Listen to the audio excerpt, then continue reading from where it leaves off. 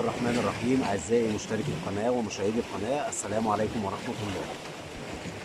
بنرحب بكل المشتركين الجدد اللي شرفونا في القناة، وإن شاء الله كل فيديو هنرحب بمشتركين جداد إن شاء الله. بشكر كل الناس اللي بتدعم بتعليقات محترمة، وبقول لهم يا جماعة كتير، يعني في حاجات كتير عليا بجد يعني. بكن لهم كل احترام، والصيد فعلا بيعمل علاقات حلوه بين الناس. في حاجات بستغرب لها يا جماعه في التعليقات. يعني واحد بيسالني في فيديو بعنوان الفيديو اللي قبل اللي فات: علقه للدنيس ممتعه ببشاير النطاط، داخل يسالني يقول لي الطعم ايه. لا معلش حضرتك، انا اسف جدا، انا مش هرد عليه، لان انت كده بتتفرج، مش يعني انت بتتفرج بعينك بس، ولا مركز للعنوان بتاع الفيديو، ولا مركز تفاصيل الفيديو. فانا اسف جدا، انا مش هقدر ارد عليه. حاجة تانية، الناس اللي بتسأل عن المكان، والناس اللي بتسأل العدة المستخدمة، جماعة في الفيديو بنقوله كل حاجة، ولو حاجة وقعت مني في الفيديو ما لحقتش اقولها هتلاقوها في صندوق الوصف زي ما اتعودنا ان شاء الله. كل التفاصيل هتلاقيها في صندوق الوصف، افتح صندوق الوصف واقرا، هتلاقي اجابه على كل سؤال انت عايزه. طولت عليكم معلش، يلا بينا بقى كده نشوف هنعمله ايه. ده يا جماعه بشاير النطاط اللي احنا هنرموا بيها ان شاء الله. في منه حي وفي منه مريح. اللي بيريح طبعا عشان بيبقى روحه ضعيفه، عشان صغير لسه، هو حجمه تقريبا عقله ونص. لا مفيش عقلة ونص، يعني هو عقلة وحاجة بسيطة، وفي أقل من العقلة كمان. يلا بينا كده نشوف هنعمله بيه ايه.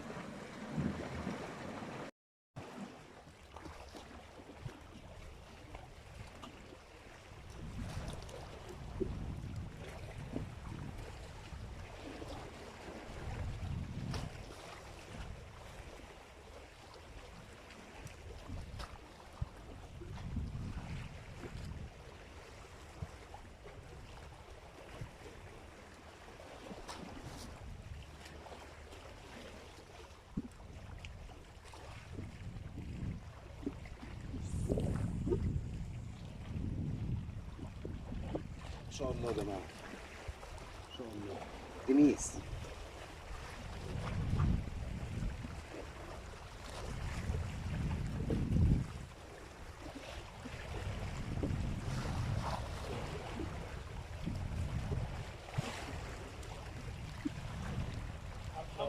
ما شاء الله يا جماعة، جوز دنيس اهو.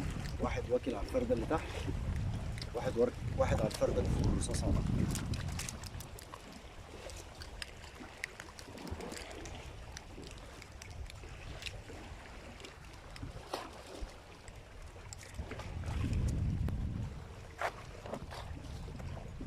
زي ما قلنا يا جماعة في الفيديوهات اللي قبل كده، السمك ماسك الحروف كلها، والبشاير النطاط شغال، والبرغوث شغال، ودود النار شغال. وطالما بترمي قدام منك، هقولها تاني وقلتها في الفيديو اللي فات، قدام منك رملايه او على وعرايه او على قشايه في غرق 3 متر مثلا، جرب الحروف الاول، بلاش توسع. السمك كله ماسك الحروف الايام دي. تعالى كده واحده مع بعض. بطوح ايدي بالشكل ده يا جماعه، مش بشوح، وبمسك الشعر على ايدي كده لغايه ما الرصاصه بتقف. خلاص بلم البوش وبمسك على ايدي. برمي يا جماعه حوالي 15 20 متر بالكتير قوي يعني.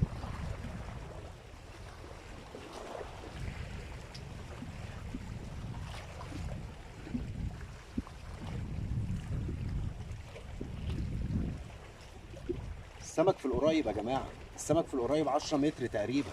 ما شاء الله.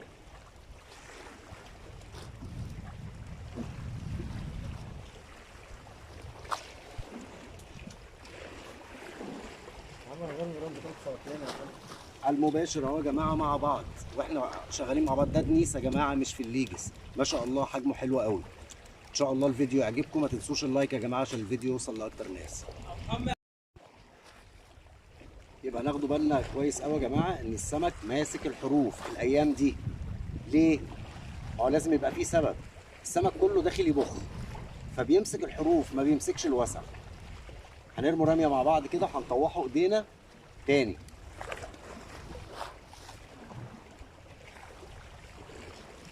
بس بالشكل ده، ايدي على الشعر اهو، واقف خلاص الشعر، يعني 2 3 متر بالكتير الغرق، وبمسك على ايدي، بلم البوش بس كويس قوي، وبمسك على ايدي كده.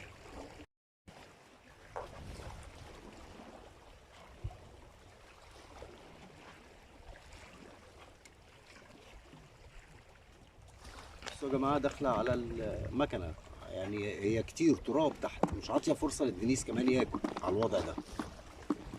بس ان شاء الله بشاير بطاطا حلوه ان شاء الله.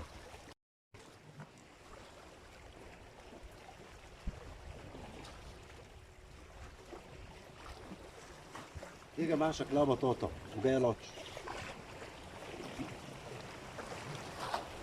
بطاطا اهي.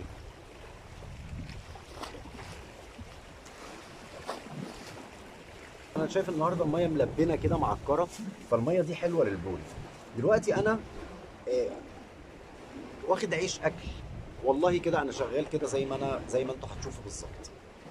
طيب العيش اهو، اهم حاجه يبقى عيش برده، مش العيش الشامي، العيش ابو رده.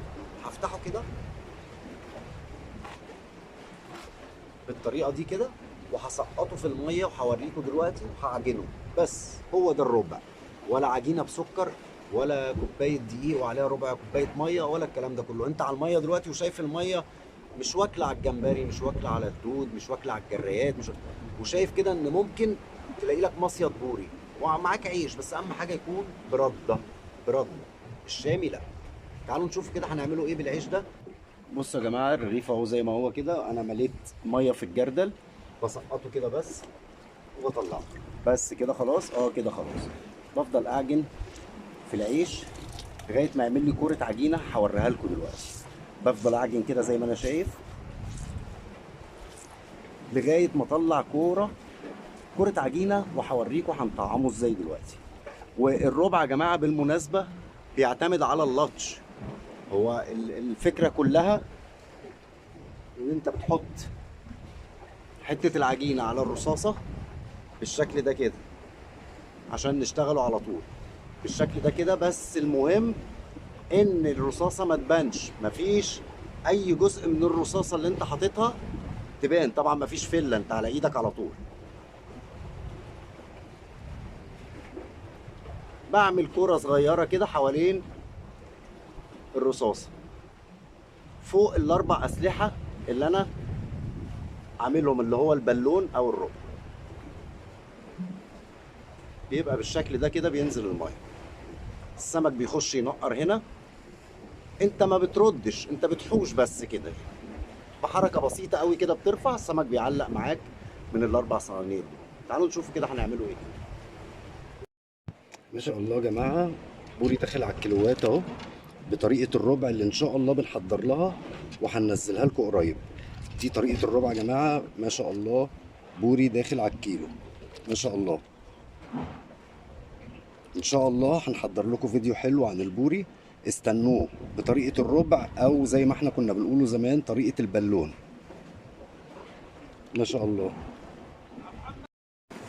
زي ما قلنا يا جماعة في الفيديوهات اللي قبل كده، ان الصرب بيخش على عجينة من السمك اللي نادر دلوقتي، وداخل على الربع برضو مع البوري. يعني انا مستهدف البوري، دخل مع البوري.